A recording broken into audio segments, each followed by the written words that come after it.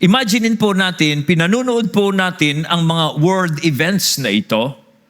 Yung mga empires po, yung kaharian, ay they are rising. Yung mga leaders po, they are boasting, nagyayabang po yung mga leaders. Yung po mga gyera, they are raging, nagpapatuloy po yung gyera. At ang God's people naman po, they are suffering.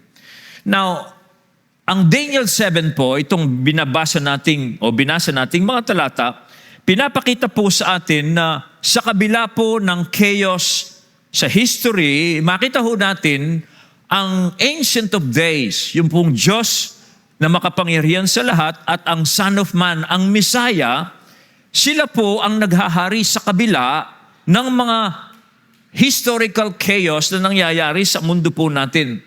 At sila po, ang Ancient of Days at ang Messiah, the Son of Man, sila po ang naggagarantiya na ang Diyos ang nakaupo po sa trono at sa bandang huli po, ang bayan ng Diyos, ang God's people, na sumasampalataya po kay Kristo, sila po ang magmamana sa kaharian. Sa kabila po ng kabi-kabilang gyera, kabi-kabilang pagnanais po ng mga empires o mga rulers na maghari sa kanilang mga bansa. Dito po sa Daniel 7, ito pong vision, yung pong pangitain ni Daniel na pinakita sa kanya ng Diyos, dito ho natin makikita yung kasagutan sa tanong, sino ba talaga ang naghahari sa kasaysayan dito sa mundo? Now, sa pagpapatuloy po natin ng pag-aaral dito sa aklat po ng Daniel, gusto ko lang ipakita sa inyo yung context nito pong Daniel 7. Doon po sa mga nakaraang mga kabanatang pag-aaral natin sa Daniel, nakita po natin ang Panginoon, si Yahweh, yan po ang pangalan ng Diyos sa Bible, si Yahweh po ay patuloy po niyang inililigtas yung kanyang tapat na mga lingkod sa gitna po ng mga pagan rulers. Nakita ho natin si Daniel, niligtas siya. Yung pong tatlong kaibigan ni Daniel, niligtas sila dahil sila'y tapat sa Diyos at niligtas po sila ng Panginoon sa gitna po ng mga pagan rulers ng Babylon at that time para po ipakita ng Diyos sa atin at maging sa mga Hudyo that time na ang Diyos pa rin ang naghahari sa kabila po ng mga pagan rulers. At dito nga po, para po ipakita ng Diyos na siya pa rin ang naghahari, dito po sa chapter 7 ay pinakitaan ng Panginoon si Daniel ng vision about the future. About the future po ito para ipakitang talagang yung ang Diyos ay makapangyarihan, siya ang naghahari sa kingdoms of men. Meron pong nagsabi, sino man daw po ang nakakaalam sa future even for a week can rule the world. Yun po ang isang kataga. Sino man daw po ang nakakaalam sa hinaharap, kung ano mangyayari sa hinaharap, even for a week, he can rule the world. Pero dito po makikita natin, God had that power of knowing what is ahead in the future. Even God had power to orchestrate kung ano po ang mangyayari sa future. Hindi lamang po for a week, for a year, it's for millennia. Alam po ng Diyos kung anong mangyayari in the future, even for 1,000 years.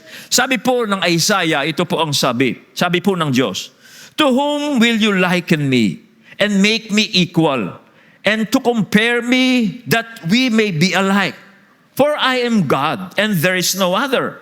I am God and there is none like me, declaring the end from the beginning, and from ancient times, things yet done, saying, my counsel shall stand, and I will accomplish all my purpose. Yan po ang declaration ng Diyos. Sabi po niya, alam daw po niya ang mangyayari sa future from the beginning to end, at ang kanyang ipinasya, o kung ano ang kanyang nilayon at pinasya, ito raw po ang mangyayari.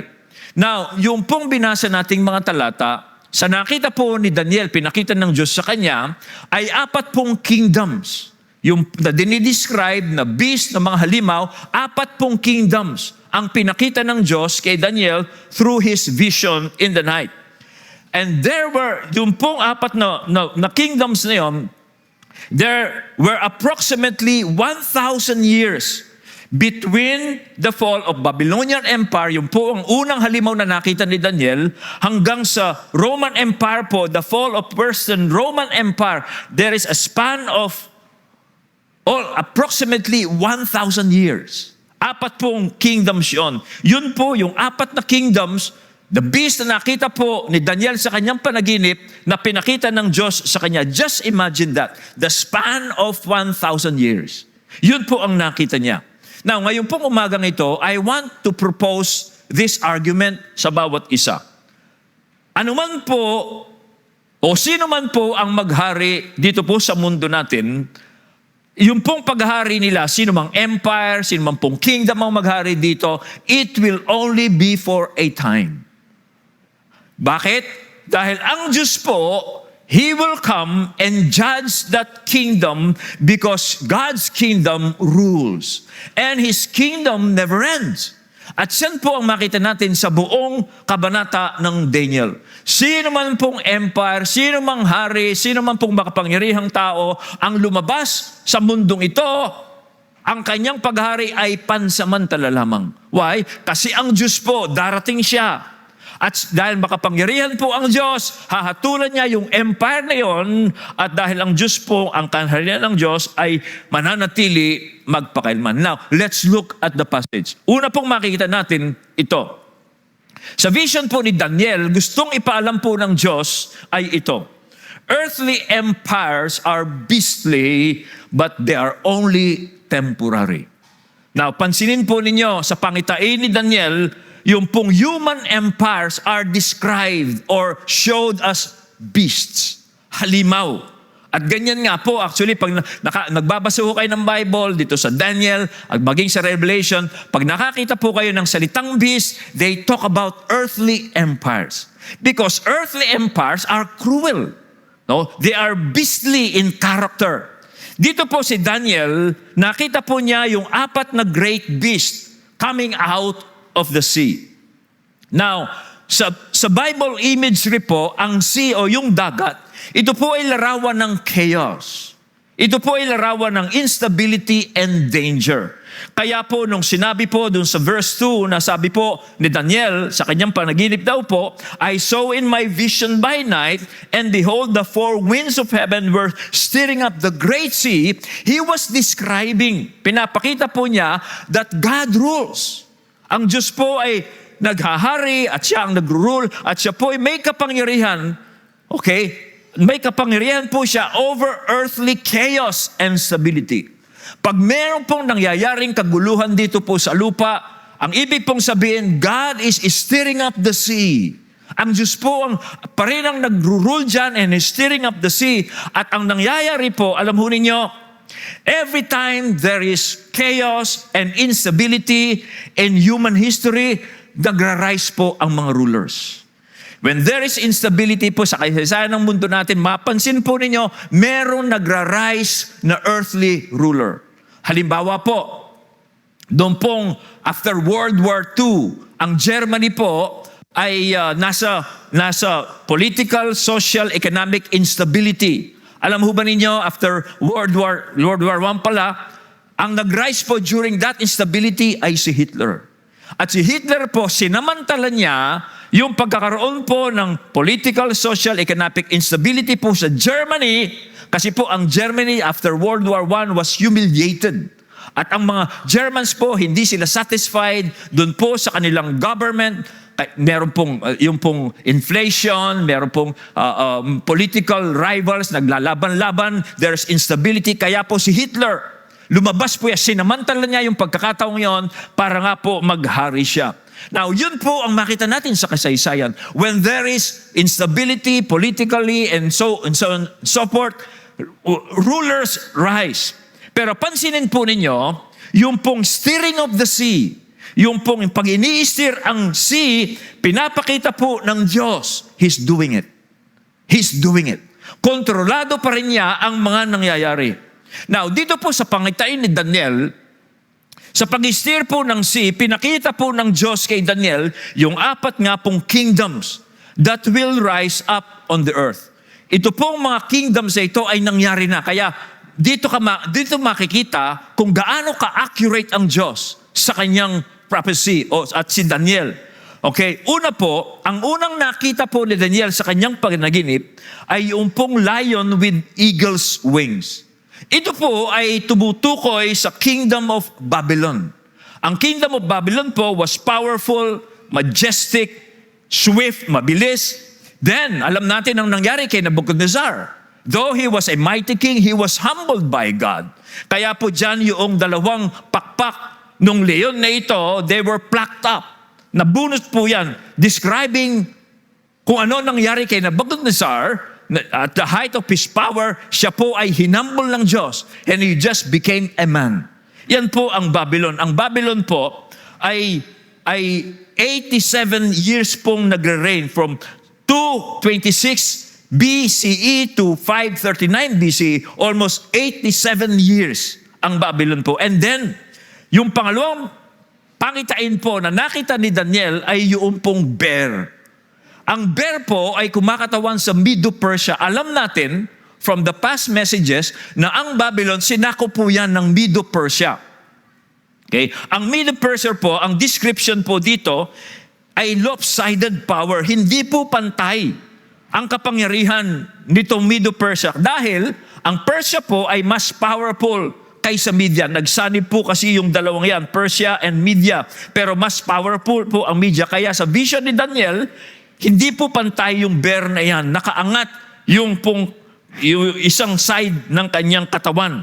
At sabi po dyan, meron daw pong 3 ribs. 3 ribs ang nasa bibig niya. Well, sabi po ng ilan, yan daw po yung 3 kingdoms na kinonquer po ni Cyrus. Yung pong king po ng Medo-Persia para i-unify niya yung kanyang kingdom. At dyan po sa vision na yan, dito po sa bear na ito, sabi po ng Diyos, you devour more flesh.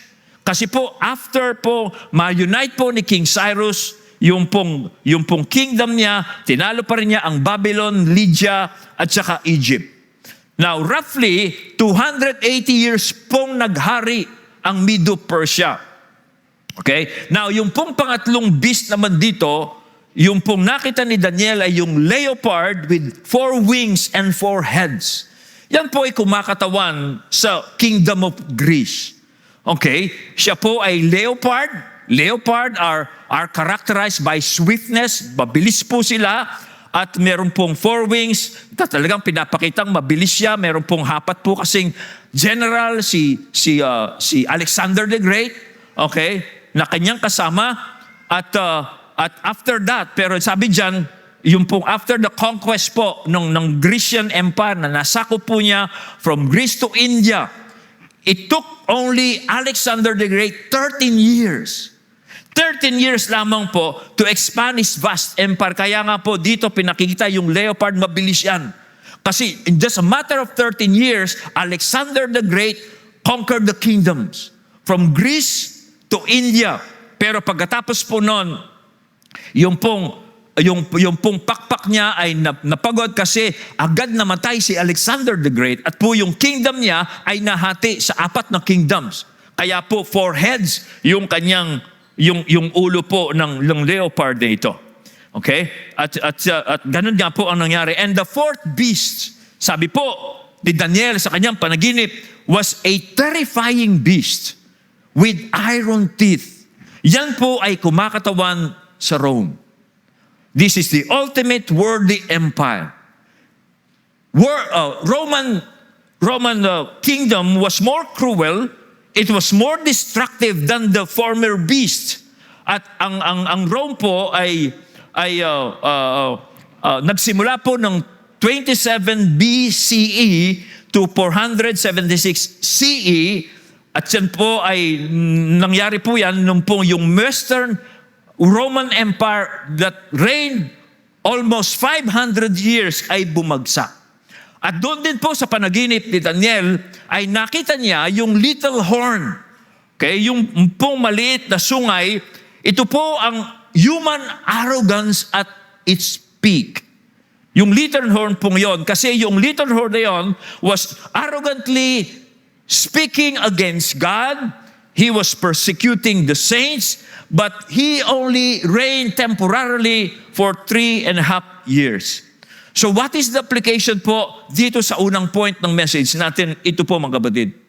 Ito pong mga beast na ito o halimaw, they reminds us that history is not a parade of noble human empires of achievements.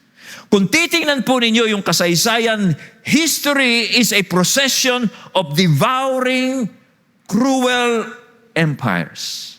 Earthly empires are like beasts, halimaw, na pumapatay po and they're cruel.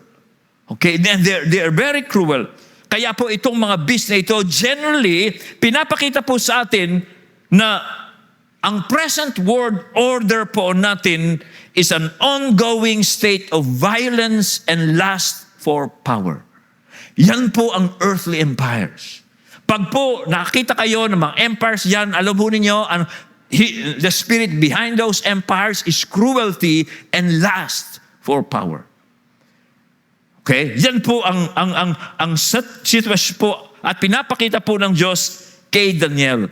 Kaya po kung tayo po ay nasa-shock doon sa corruption, doon sa flood control projects, doon po sa mga ghost projects, pag nasa-shock po tayo sa corruption, sa injustice, and even oppression in government, sabi po ng Daniel 7, don't be shocked. Don't be shocked. Beastliness o yung pagiging halimaw is a normal condition of human empires in this fallen world. Kaya po, kung aasa po tayo sa mga politiko, sino mang maghari dyan na magiging payapa tayo, magiging prosperous tayo, well, give them the benefit of the doubts. Okay? Ayon po sa vision ni Daniel na pinakita ng Diyos sa kanya, earthly empires are beasts. They're cruel, they're lusting for power, but they are only temporary. Yan po ang unang point na makita natin. Kasi po, the greatest kingdoms, no matter how powerful they may be beastly, but they are only temporary. Why? Bakit po temporary lamang sila? Well, dahil po sa pinakita ng Diyos kay Daniel. So, dito po sa pangalawang point natin, so habang tinitingnan po ni Daniel yung mga beast na nakakatakot, meron pang ipinakita ang Diyos kay Daniel. At ito po ang second point po ng vision. The sovereignty of the Ancient of Days. Okay. Yung vision po of the Ancient of Days, ang pinakita po kay Daniel is God's eternal court. Habang meron po mga beast na yon, part ng vision niya, pinakita po kay Daniel that God is still reign. Na ang Diyos pa rin po ang naghahari, siya pa rin ang may hawak sa mga nangyayari po dito sa lupa. Now, pansinin natin, anong nakita ni Daniel? Well, God is on the throne. Okay? Habang tinitingnan niya yung pong nakakatakot na mga halimaw na yon, at lalong-lalo na yung fourth beast. Ito po ang nakita ni Daniel. Sa verse 9, sabi niya, as I looked, thrones were placed, and the Ancient of Days took his seat. Now, the message po is very clear. While the beast rage, Christ rules. Habang ang mga halimaw pong ito ay naghahari in their cruelty and in their lust for power, God rules in heaven. Lahat po ng nangyayari dito sa lupa, God of the heavens rules. Yan po ang nakita niya. As I am looking, sabi niya, thrones were placed, and the Ancient of Days took his seat. At dito po makita natin, wala pong empire ang makakaligtas po sa judgment ng Diyos na itong nakaupo. Kanya po, alam niyo, nung binabasa ko po ito, okay? Kung kayo po, halimbawa, natatakot kayo sa tao, medyo yung taong kinatatakutan nyo, pag naisip niya, halimaw siya. Mukhang halimaw siya. Alam mo, ang unang application pong nakita ko dito, pag natatakot po kayo sa mukha ng tao na mukhang alimaw, tumingin ka sa Diyos na nasa trono. Yun po ang isang application niya. Halimbawa, meron kang kaaway o meron kang nagbabanta sa iyo at pag naiisip mo siya, parang natatakot ka, parang mukhang halimaw siya. Alam ho ninyo, to calm your heart, tumingin ka sa Diyos na nasa trono. Huwag kang magfo-focus doon sa taong mukhang halimaw. Okay? Pero that is just a aside, okay? Now, ano po ang nakita sa heavenly throne na pinakita po ng Diyos kay Daniel? Well, una po, sabi diyan, his clothing was white as snow, and the hair of his head like pure wool. Una, white clothing. Yun daw pong nakaupo sa tronong yan, had white clothing.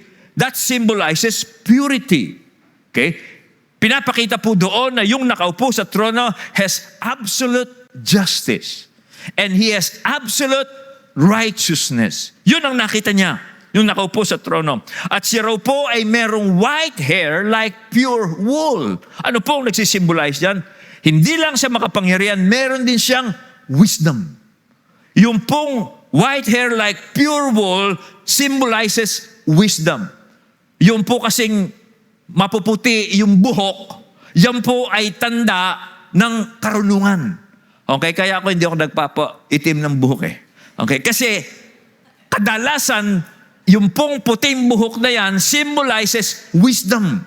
Okay, wisdom, pag po yung taong yon ay namuhay sa katuwiran. Sabi po sa Proverbs 16:31, a gray head is a crown of glory. It is found in the way of righteousness. At yun ang nakita ni Daniel. Yung nakaupo doon, hindi lamang po puting-puti yung kanyang kasuotan, pure, meron siyang absolute justice, meron siyang absolute righteousness. Nakita rin po niya, meron siyang hair white as a wool. He's full of wisdom. He's full of age. Okay? Yun po ang nakita niya. Now, hindi lamang po yun, nakita rin niya yung trono nung nakaupo na doon was fiery throne.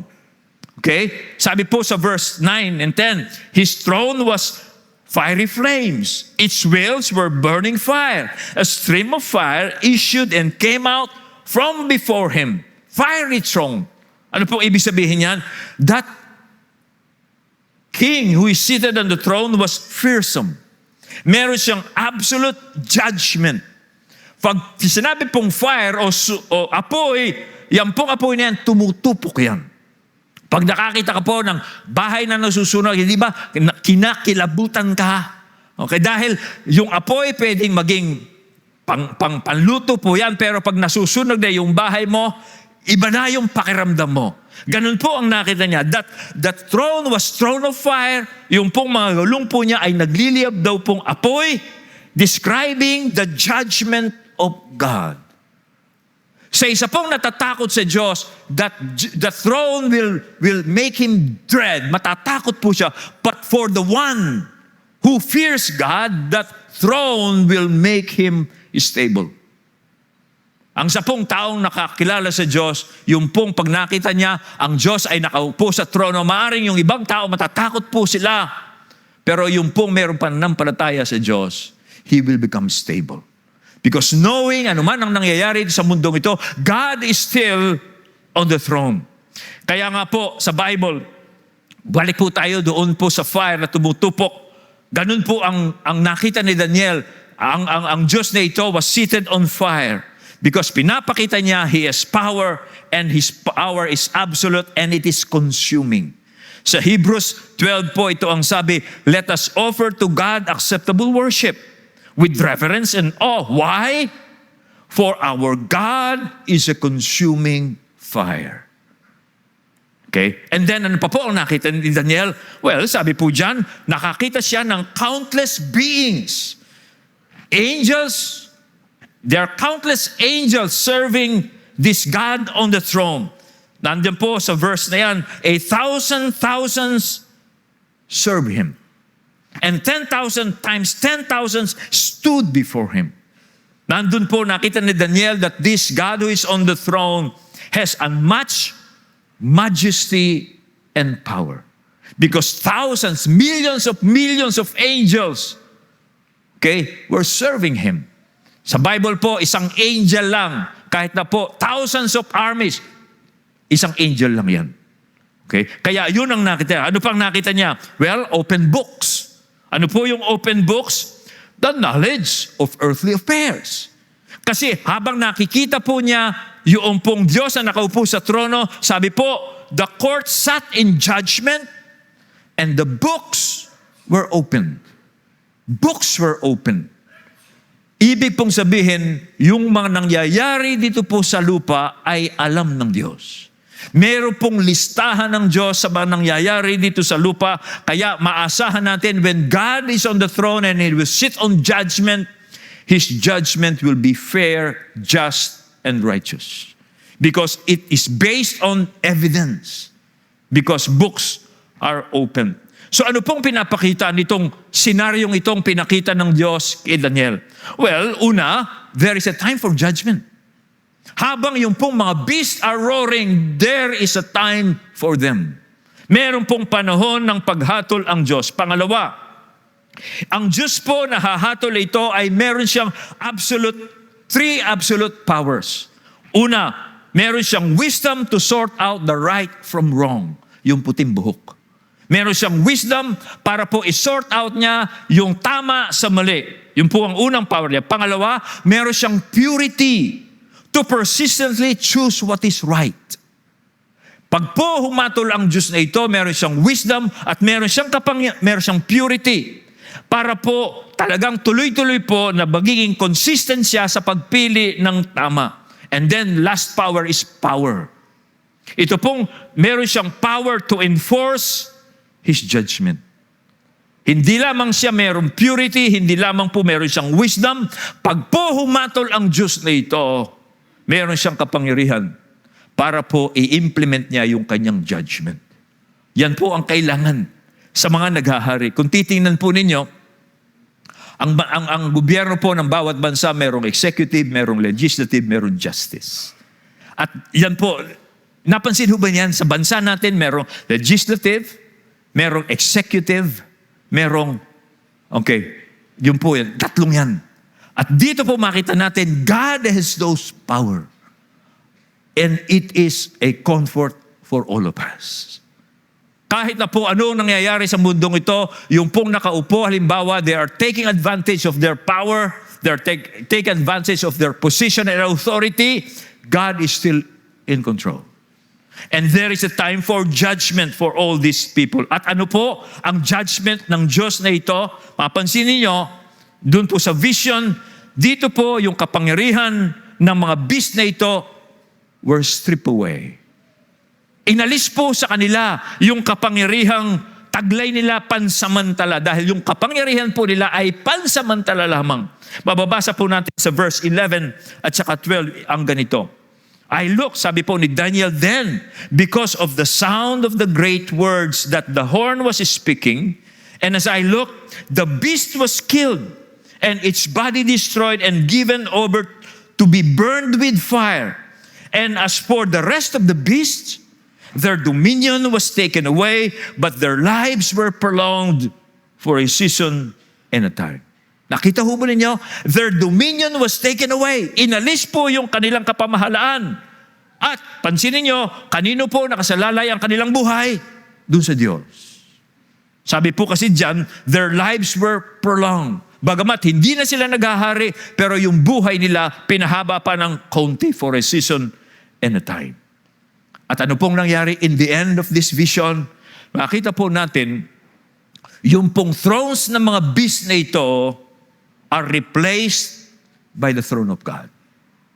In the end, wala na po itong mga beast na ito. Sa kasaysayan, tingnan po ninyo. Nasaan ang Babylon? Nasaan ang Medo-Persia? Nasaan ang Greece? Nasaan ang Rome? Mga tourist spot na lang sila. Pero ang trono ng Diyos, ang church, still here. Narito pa po ang mga sumasampalataya. Yung mga empires na yan, gaano po sila kakapangyarihan, gaano po sila kinatakutan ng tao during their time, they're all gone. but the throne of God still reign. That is comfort for us. Kaya po, pag nakikita po natin ang mundo natin, it look parang out of control. Okay, out of control. Tandaan po natin ng Diyos is seated on the throne. Okay. Hindi po siya i-dethrone ng anumang political party o anumang political chaos. Okay? Kaya ito, comfort po natin ito. Pag po yung politics seems overwhelming, pag nababanas ka na, banas ka, nanonood ka ng Senate hearing, banas ka dito po sa Bulacan, bilyon-bilyon ang sinayang. At meron palang project na matagal na palang nakakasa ito, pero nung pong bumaha, parang walang nangyari. Pero nung imbestigahan, bilyon-bilyon ang ginastos po sa bayan po ng Bulacan. Pag banas ka na. Tandaan po ninyo, ito pong naghahari-hariang ito, lilipas din sila. Dahil ang Diyos po nakaupo pa rin siya sa trono. Meron siyang wisdom to sort out the right from wrong. Meron siyang purity to choose consistently what is right. And He has power to execute what He has judged. Maring hindi sa panahon natin ngayon. Maring magpapakasasa pa rin po sila. Pero in the future, hanapin po ninyo sila. Wala na sila. Kaya tiis lang ng konti. Tiis lang. At ipanalangin natin patuloy.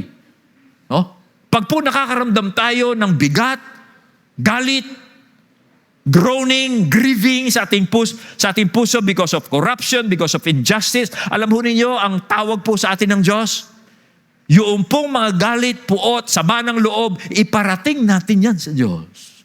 Ipanalangin natin sa Diyos yan. At pag nananalangin po tayo, ini-involve po natin ang Diyos sa sitwasyong yaan na nagpapainit po ng mga ulo natin. Involve natin ang Diyos. Dahil ang Diyos po ay nasa trono. Kaya po pag ang mga politics po is overwhelming, tandaan po natin, heaven's court is always in session. Okay?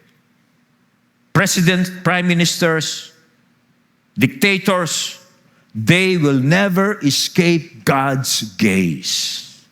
Sabi po sa Bible, isa sa mga favorite verse ko, ito pong Psalm 46 verse 10. Be still and know that I am God. I will be exalted among the nations. I will be exalted in the earth. Ano pong ibig sabihin yan? The judge of history has the final word. Ano po sabi dyan? I will be exalted among the nations. I will be exalted in the earth. Sa bandang huli po, ang maghahari ay ang Diyos. Well, then, Daniel saw the climax of this vision. Tungo na po tayo dito sa climax ng vision ni Daniel. Ano po ang climax? Dito pong vision na nakita po ni Daniel, well, it's about the triumph of the Son of Man. Okay? Nakita po ni Daniel sa kanyang mga panaginip, ang isa raw pong tulad ng anak ng tao, dumarating raw po siya with the clouds of heaven, lumapit po itong one like a son of man doon po sa Ancient of Days, lumapit po siya sa Ancient of Days, at tinanggap po niya mula sa Ancient of Days yung authority, yung glory, at yung kingdom that never ends. Sino po yun? Hindi po ito second coming. Ito pong nakita ni Daniel na ito ay yung exaltation po ng Messiah. Ito po ang ascension po ni Christ. Kasi mababasa po natin sa Bible, matapos pong buhayin ng Diyos ang Panginoong Kristo, si Jesus po ay umakyat sa langit, kung saan po umupo siya sa kanan trono ng Diyos. Siya po ay pinaupo doon ng ating Panginoon nang siya'y buhayin sa mga patay, at siya po ay binigyan ng kapangyarihan karangalan, at kapamahalaan sa langit at sa lupa. Kaya po yung nakita ni Daniel na ito, yung pong triumph ni Christ after His death and resurrection. Para pong ganito, pag ang isang bagong presidente po ay magsisimula siya sa kanyang office, magte-take out po siya. After taking his oath, uupo siya sa kanyang opisina and he will begin to reign. It's official. Parang ganun po ang nangyari. Nang ang Panginoong Kristo po ay binuhay ng Diyos sa mga batay dahil siya nga po ang itinalaga ng Diyos na Mesaya, Panginoon, maghahari sa langit at sa lupa. Pinaupo po siya ng Diyos. Pinakita ng Diyos ito kay Daniel, and it's official now that Christ is reigning. Kaya po mababasa natin sa Bible, halimbawa sa Matthew 28:18-19, di ba? Yung panghuling talata sa Bible tungkol po sa Panginoon. Sabi ng Panginoon, nung po siya ay binuhay na ng Diyos at bago siya umakyat sa langit, sabi po ng Panginoon, all authority in heaven and on earth has been given to me. Go therefore and make disciples of all nations. Yan po ang sabi ng Panginoon. Kaya yung pong paghayo natin, alam mo niya, dinideclare natin ang Lordship ni Christ. At yan po ang nakita ni Daniel sa kanyang panaginip. Sabi po sa verse 14, and to Him was given dominion and glory and a kingdom, that all peoples, nations, languages should serve Him. Yun po ang nakita ni Daniel. And then sa Psalm 110 verse 1, sabi po ng Bible, the Lord says to my Lord, sit at my right hand until I make your enemies your footstool. Kailan po nangyari yan? After resurrection, during ascension. Pinaupo po ng Diyos sa kanyang kanan ang ating Panginoon at binigyan siya ng kapangyarihan, kapamahalan sa lahat ng tao dito po sa mundo natin. Bakit po ginawa ng Diyos yun? By virtue of His atoning death. Dahil po yung kamatayan ng Panginoon, yun po ang naglilinis ng kasalanan ng tao. Matapos pong ginawa ng Panginoon yun, binuhay siyang muli ng Panginoon at binigyan nga po siya ng kapangyarihan to reign. Kaya makita natin sa Book of Revelation, na halos kaugnay po yan, ang Daniel po, halos kaugnay po yan ng Book of Revelation. Sa Revelation chapter 5, doon po pinakita naman kay John yung nangyayari doon sa langit. Habang ang mga Kristiyano po sa Revelation, ang mga Kristiyano po ay pinepersecute po ng Roman Empire because of their faith. Para po lumakas ang loob ng mga Kristiyano in the first century, pinakita po ng Diyos kay John kung ano nangyayari sa heaven. Habang pinepersecute yung mga Christians dito po sa lupa, doon po sa langit, sumasamba po yung mga tao para ipakita ang Diyos ay naghahari during that time. At doon po sa pangitain na pinakita po ng Diyos kay John, ay nandun, sumasamba sila at merong scroll with 7 seals. At wala pong sino man ang pwedeng tumingin doon sa scroll na merong 7 seals at magtanggal ng seal. At umiyak nga po si John. Dahil sabi po sa vision na yon, sabi umiyak si John dahil walang karapat dapat mag-alis ng mga seal na yon. Yun po ang kasaysayan ng mundo na pinakita kay John. Umiyak si John dahil walang sino mang karapat dapat tumingin doon sa scroll at saka mag-break ng 7 seals. Pero sabi po ng angel sa kanya, huwag kang iyak dahil meron dito sa langit na nakarapat dapat tumingin sa nakasulat sa scroll. Yung pong scroll na yon, yung world history yan. Okay? At siya ay merong karapatang mag-break ng 7 seal. Dahil, sabi niya, siya ay may karapatan dahil siya ay pinaslang, pero siya ay nagtagumpay. Sino tinutukoy niya? The Messiah. Ito yung babasahin ko, yung verse na yun.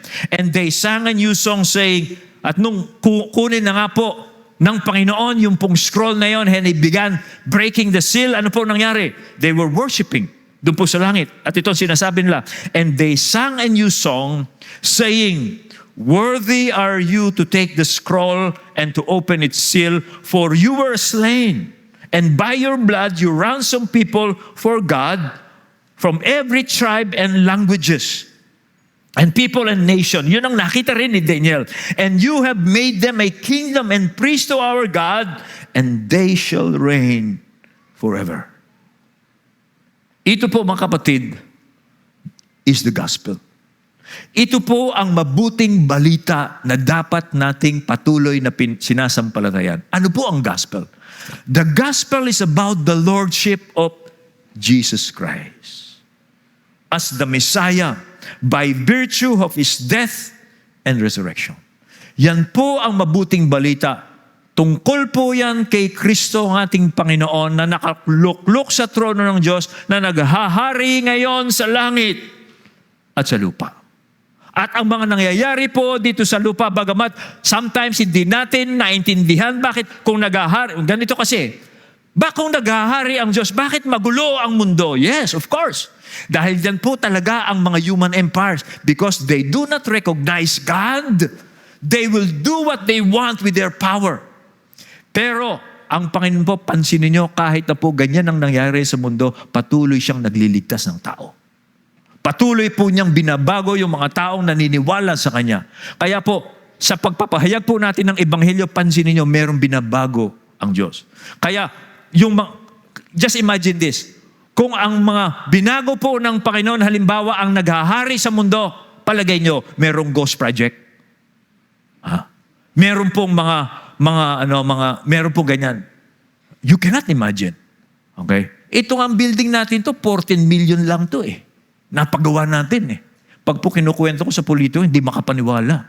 14 million. Sabi nga po ng isang konsyal Pastor, maganda po sa inyo kung ano binibigay ng mga tao.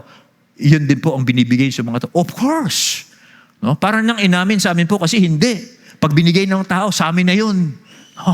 Just imagine, kung yung mga binago po ng Diyos ang maghahari, ano mangyayari sa mundo natin? Siguro ang ganda ng Pilipinas, no? Di ba?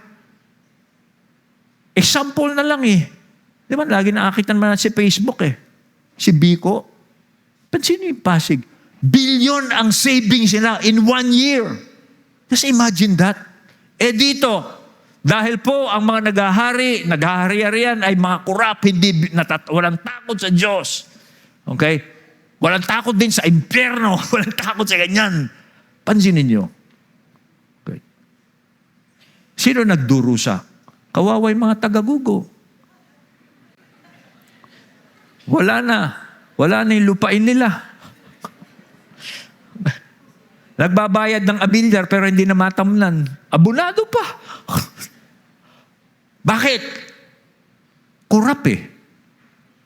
Pero ang Diyos, tingnan po ninyo, para ipakita po niyang naghahari siya, babaguhin po niya yung tao. And then, kasi po talagang yan ang plano ng Diyos. Babaguhin muna yung tao and then babaguhin niya ulit ang mundo. At sino pong maghahari? Yung mga binago niya. Yan po ang plano ng Diyos. Kaya po dito, ang Panginoon, dito makita natin, siya po ang naghahari doon sa langit at yan po ang Ebanghelyo. At ang Panginoon po ang naghahari ngayon sa langit at sa lupa.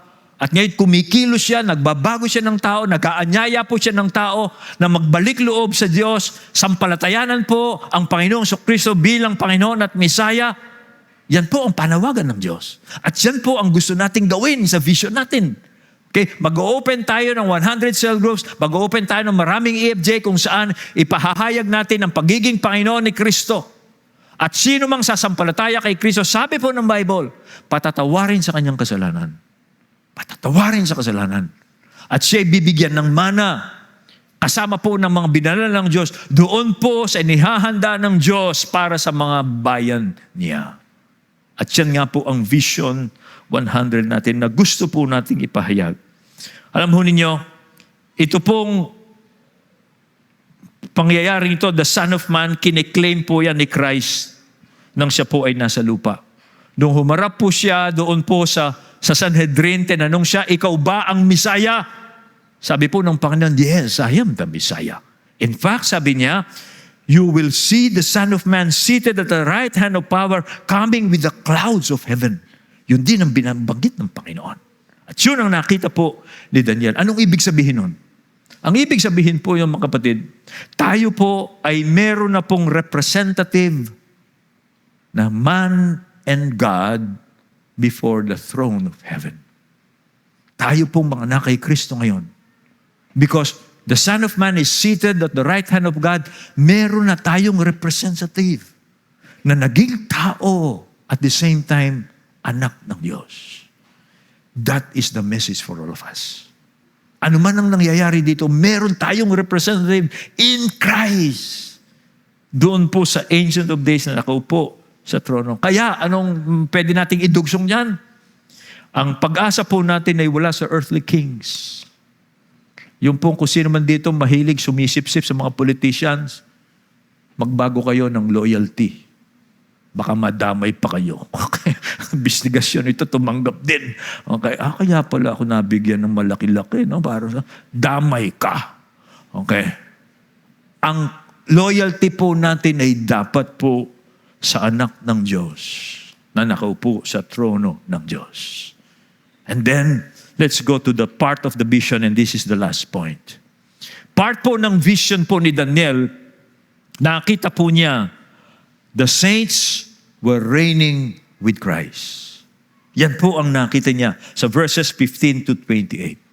Doon po ayon sa pangitain, si Daniel po ay nabagabag dahil nakita niya yung little horn.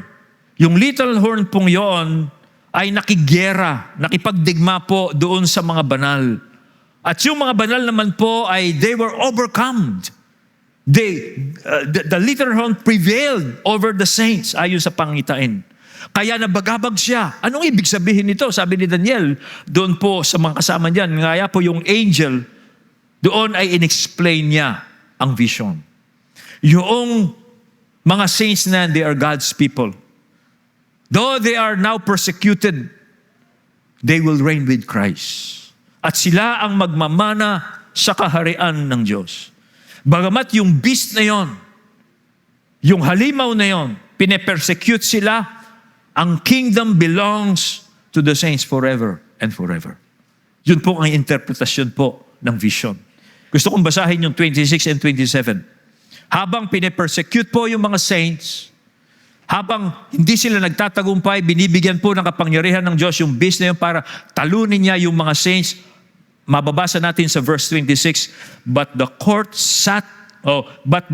shall sit in judgment, and his dominion shall be taken away, to be consumed and destroyed to the end. And the kingdom and the dominion and the greatness of the kingdoms under the whole heaven shall be given to the people of the saints of the Most High. His kingdom shall be an everlasting kingdom, and all dominions shall serve and obey him. Yan po ay natupad sa early church. Okay. Ang Rome po ang nag-persecute sa kanila. Si Nero po, Emperor Nero, sinika po niyang wasakin ng iglesia. Pero alam mo nangyari? Within a generation, yung gospel po ay nag-spread across the empire. Yun po ang nangyari. Nawala yung beasts, pero yung pong pine-persecute ng beasts ay kumalat sa buong empire. Okay? Yung pong maliit na iglesia, in-outlive niya yung beast. Jesus Christ's kingdom, kung titingnan po ninyo, yung kingdom po ni Christ, siya yung malaking bato. Naalala niyo yung vision ni Daniel doon sa estatwa. Ito rin yun. Yung pong malaking bato na bumagsak doon sa paanan ng statue, yun po ang kingdom ni Jesus Christ. Nasabi doon sa vision, lumaki yung pong batong nagwasak doon sa paanan nung statue yun and it filled the whole earth. Ito rin ang nakita po ni Daniel. So ano pong application dito sa atin? Ganyan din po ang nangyayari sa panahon natin ngayon. Governments may roar. Yung culture po may oppose Jesus Christ, pero tayong mga anak kay Christ, kasama na po tayo sa kingdom na hindi masisira. In the end, mga believers po ang maghahari. Yung mga naghari-harian, wala na po sila. So how do we conclude this message?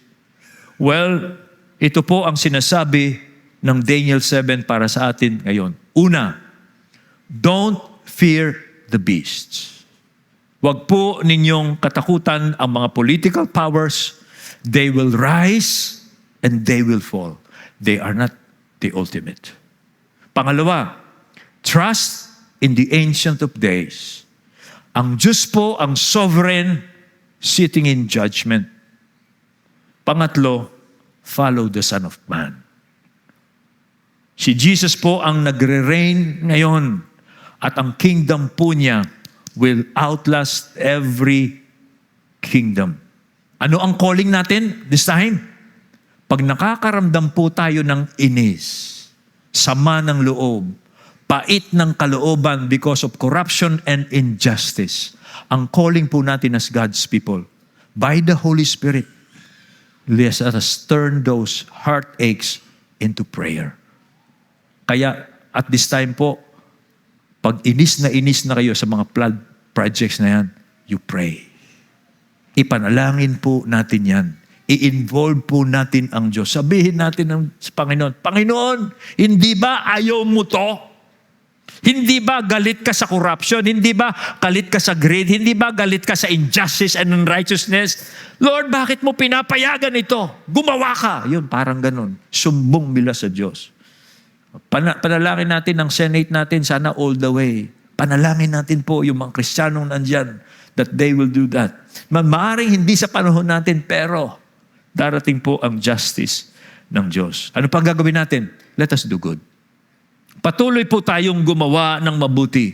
Patuloy po tayong magpakita ng righteousness and mercy sa lahat po ng sitwasyong kinalalagyan natin para po ipakita natin na ang Diyos natin, siya ay wise ruler, siya ang righteous judge sa pamamagitan po natin. Huwag po tayong padadala sa kasamaan, daigin natin ng kasamaan sa kabutihan. Ipakita po natin sa mga tao, ganito maghari ang Diyos. Sa katuwiran, sa justice, sa mercy. At pag po nakakita tayo sa news ng wars, elections, corruption, tandaan natin ang Daniel 7. The beast may roar, but the throne is occupied. The Son of Man reigns, and one day, ang mananatili na lang sa mundong ito is Jesus Christ. With the people of God, ruling and reigning our world. Yan po ang inaasahan natin. Kaya, tiis lang. Okay? Tiis lang. Let us pray. Tayo pong lahat ay tumayo and let us pray.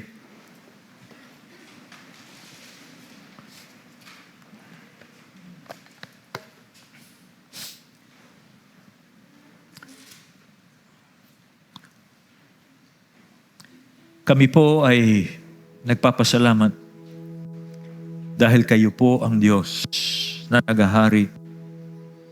Pinapakita po ninyo kung kanino kami dapat umasa at magtiwala sa inyo po na nasa trono. Kaya po, O Diyos, maghari po kayo dito sa lupa tulad po sa langit. O Diyos, bigyan mo ng lakas ang iyong bayan. Palakasin mo ang iyong bayan sa pananampalataya. Na sila po ay napipighati, nahihirapan, dahil po sa kasamaan, corruption, injustice, unrighteousness, lalong-lalo na sa nangyayari sa bayan namin ngayon. Palakasin mo ang aming pananampalataya. Tumingin kami sa iyo. Kayo na nagsasabi ayon sa iyong mga salita na naghahari ngayon at magpakailanman. At walang empire dito sa mundo, walang kingdom sa mundo ang makapag-aalis ng iyong paghahari. In fact, kayo ang may hawak sa kanila at kayo ang nagtakda ng hatol para sa kanila. At kami naman nakabilang po sa inyong bayan dahil kami ay na kay Kristo. Palakasin niyo sa pananampalataya. Patuloy po kaming gumawa ng mabuti. Gumawa po ng katuwiran at kahabagan sa bawat sitwasyong kalalagyan namin. para maipakita po namin na tunay ngang ang Diyos ng langit at lupa ang nagahari sa amin sa pamagitan ng Espiritu Santo, sa pamagitan po ni Kristo. At tulungan niyo po kami sa araw-araw naming buhay na maging tapat lamang kami sa Diyos na maghahari magpakailaman. Hindi po sa kanino mang tao, gaano man siya kakapangyarihan, siya'y tao pa rin, kundi magtiwala kami sa Diyos na nasa trono. Aming Diyos, salamat po at purihin ka. Sa pamamagitan po ni Kristo, matapos niyang ihandog ang kanyang sarili sa krus bilang kabayaran at paglilinis sa kasalanan, binuhay mo siyang muli. Iniluklok sa kanan mo na ngayon, siya po ang representative namin sa iyo. Kayo na makapangyarihan sa lahat. Siya po ang aming Panginoon at tagapagligtas at nasa Kanya ang aming pag-asa sa iyo. Salamat po aming Ama. Ito po ang aming panalangin sa pangalan ni Jesus. Amen.